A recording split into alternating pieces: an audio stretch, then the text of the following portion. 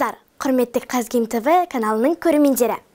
Қазіргі уақытта білім беру орындарында шығармашыл, бастамашыл, өзі және қоғам үшін пайдалы әрекет ете алатын, еркін, жауапты тұлғаны, мәдениетті адамды тәрбиелеу міндеті тұр.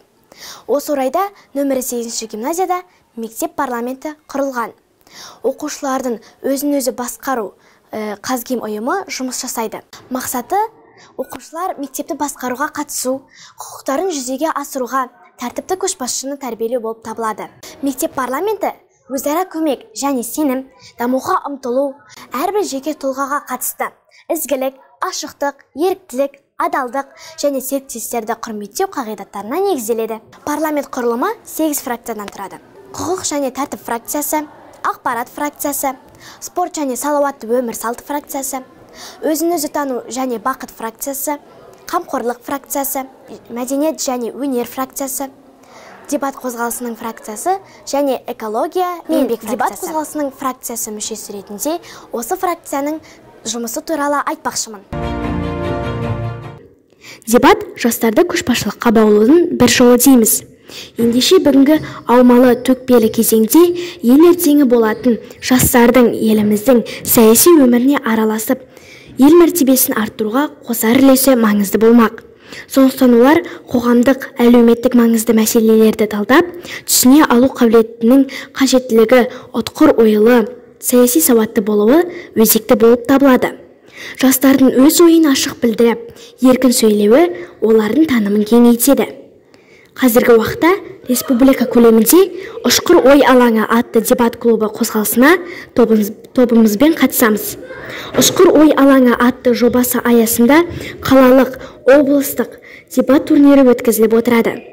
Турнирде қала, аудан, облыс бойынша гимназиямыздан көптеген бала қатысып, фракция бақ сынасты. Сан түрлі тақырыптар қозғалды.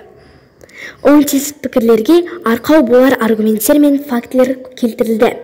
Бұл да оқушы шығармашылығын, шешендігін шыңдауға бағытталған басты жоба.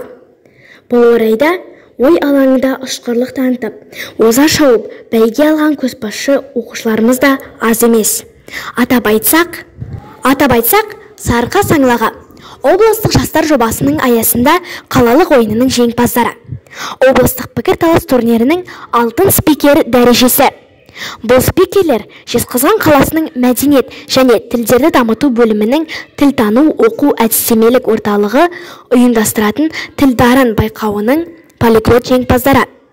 Қаламыздағы Қабден Шыңғысов атындағы кубоктың 3 дүркін бас жүлде иегерлері үздік спикер. Жастар жарқын болашаққа куб бірінші қалалық турнирінің жеңімпаздары. Ризашылық мейірімдік бұлағы.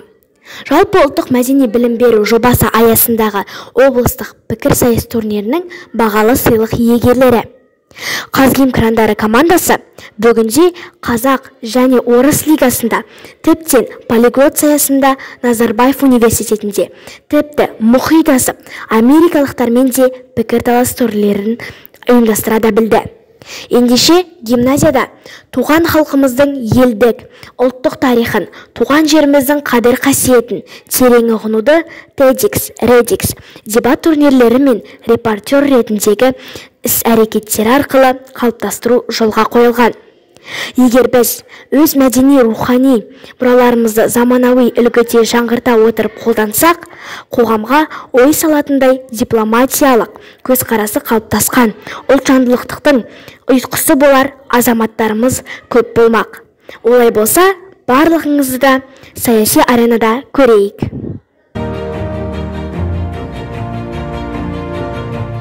Сіздермен болған Бекмұратова Милана Ардаққызы. Келесі кездескенше сау болыңдар.